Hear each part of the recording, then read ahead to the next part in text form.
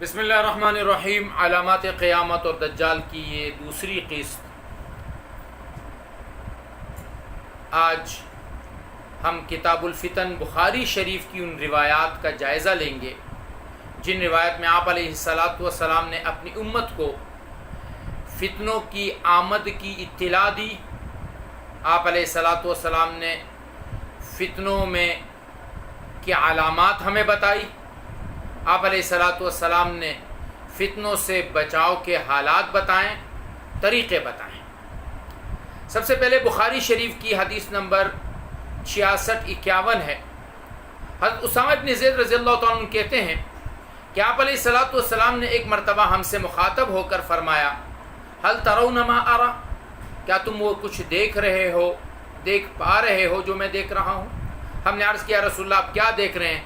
فرمایا انی اری الفتن، میں فتنوں کو دیکھ رہا ہوں، تقع خلال بیوتکم، جو تمہارے گھروں کے اندر ایسے داخل ہو رہے ہیں کمواقع المطر، جیسے کہ بارش کے قطرے داخل ہوتے ہیں۔ یعنی جیسے جب بارش برستی ہے تو کوئی گھر بارش کے قطروں سے محفوظ نہیں ہوتا، ویسے ہی جب فتنے آئیں گے تو تم میں سے کسی کا بھی گھر وہ فتنوں سے محفوظ نہیں ہوگا، بلکہ ہر گھر میں فتنہ داخل ہوگا اور ہر گھر فتنے میں مبتلا ہوگا۔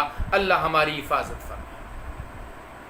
اگلی روایت جو حضرت عبداللہ بن مسعود رضی اللہ تعالیٰ عنہ اور حضرت ابو موسیٰ اشعری رضی اللہ تعالیٰ عنہ سے ہے، اور یہ بخاری شریف کی 66-56 نمبر حدیث ہے۔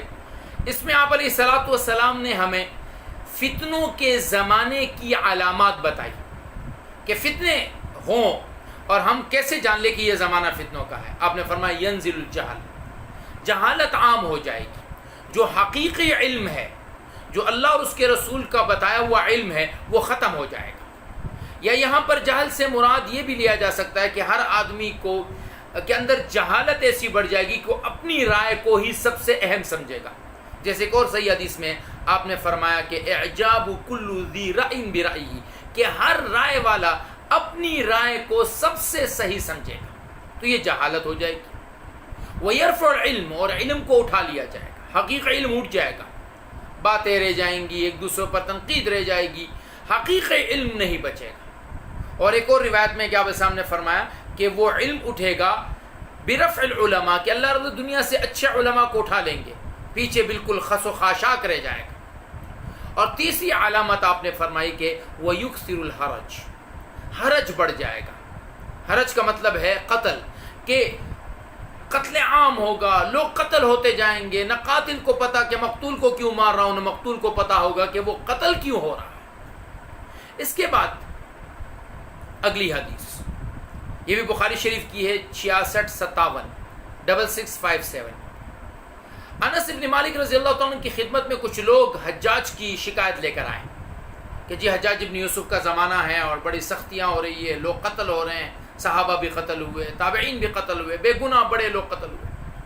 تو حضرت انس رضی اللہ تعالیٰ عنہ نے ان لوگوں سے کہا کہ اصبروا، صبر کرو، کیونکہ فَإِنَّهُ لَا يَأْتِي عَلَيْكُمْ زَمَانٌ، تم پر کوئی بھی زمانہ جو اگلا زمانہ آتا جائے گا، إِلَّا الَّذِي بَعْدُهُ شَرٌّ مِّنْهُ، اس سے بعد کا زمانہ اس پہلے زمانے سے بدتر ہوگا۔ یعنی حالات بد سے بدتر ہوتے چلے جائیں گے، برے سے برے ہوتے چلے جائیں گے۔ اور ایک اور روایت جو کہ نعیم ابن حماد نے کتاب الفتن میں ذکر کی ہے، اس میں ہے کہ آپ علیہ السلام نے فرمایا کہ فتنے اتنے زمین پر بڑھ جائیں گے کہ ایک آدمی اپنے گھر والوں کو اٹھا کے اپنے ساتھ کشتی میں ڈال دے گا اور پھر کشتی کو موجوں کے حوالے کر دے گا کہ موجیں کہیں بھی اس کو لے چلے، کسی بھی کنارے لے کر چلے، بس زمین سے دور کر دے، کیونکہ زمین پر ہونے والے فتنوں کو وہ برداشت نہیں کر پائے گا۔ اب جب فتنے اتنے سخت ہوں گے اور یہ حالات دن بدن بد سے بدتر ہوتے جائیں گے تو یا رسول اللہ ہمیں کیا کرنا چاہیے؟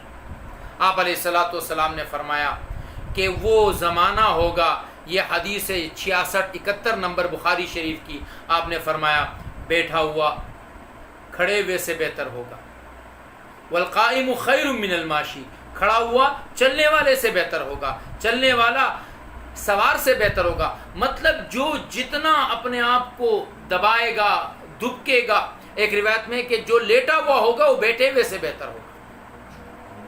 اور فتنے اس قدر خطرناک ہوں گے کہ من تشرفہا، کہ جو ان فتنوں کو صرف دیکھنے کے لیے جائے گا کہ بھئی دیکھو تو صحیح کیا فتنہ آیا ہوا ہے، وہ اس میں پڑ جائے گا۔ اب اگر کسی کو کوئی چھپنے کی جگہ مل جائے، فمن وجد ملجأ او معاذا، اگر کسی کو کوئی چھپنے کی جگہ مل جائے تو وہیں پر چھپ جائے۔ صحابہ نے عرض کیا، ابو نعیم ابن حماد کی کتاب الفتن میں ہے کہ یا رسول اللہ یہ زمانہ کب آئے گا؟ فرمایا جب انسان اپنے ساتھ بیٹھنے والوں پر بھی اعتماد نہیں کرے گا، ساتھ بیٹھا وہ آدمی قابل اعتماد نہیں رہے گا۔ یا رسول اللہ پھر کیا کریں؟ فرمایا اپنے گھر میں دبک جاؤ، اپنے ہاتھ کو، اپنی زبان کو بند کر دو۔ اس کے بعد اگلی روایت میں آپ علیہ الصلوۃ والسلام نے فرمایا کہ ایک زمانہ آئے گا، بہترین مال انسان کا یہ ہوگا کہ وہ کچھ بکریاں خرید کر اور پہاڑوں میں نکل جائے اپنے دین کو فتنوں سے بچانے کے لیے۔ مطلب فتنے جب آئیں تو اس زمانے کا سب سے بہترین عمل کیا ہے؟ اپنے آپ کو فتنوں سے دور کر دو۔ ایک حدیث میں جو کتاب الفتن نعیم بن حماد میں ہے کہ اپنے آپ کو گائے کے 1 سال کا بچہ بنا دو جس سے نہ دودھ نکلے نہ سواری کے کام آئے۔ مطلب یہ ہے کہ جب فتنے ہوں تو اس وقت تم ایسے ہو جاؤ کہ نہ فتنوں میں تمہارا کوئی حصہ ہو، نہ فتنوں میں تمہارا کوئی نام ہو، نہ فتنوں میں تمہارا کوئی تذکرہ ہو، نہ تمہارا کوئی حصہ۔ اب یہ فتنے کہاں سے آئیں گے؟ آپ علیہ الصلوۃ والسلام نے بخاری شریف کی 6680 نمبر حدیث میں فرمایا فتنے مشرق سے آئیں گے، حیث یطلع قرن الشیطان، جہاں سے شیطان کا سینگ نکلتا ہے۔ تو فتنے مشرق سے آنے والے ہیں، اور یہ 10 بڑے فتنے اور قیامت کی 10 بڑی علامتیں، اس پر انشاءاللہ ہم اگلی قسطوں میں تفصیل سے بات کریں گے۔ اللہ فتنوں کے دور سے ہم سب کی، ہماری اولاد کی حفاظت فرمائے، اور ان فتنوں کے آنے سے پہلے ہمیں ایمان کی استقامت نصیب فرمائے۔ والسلام۔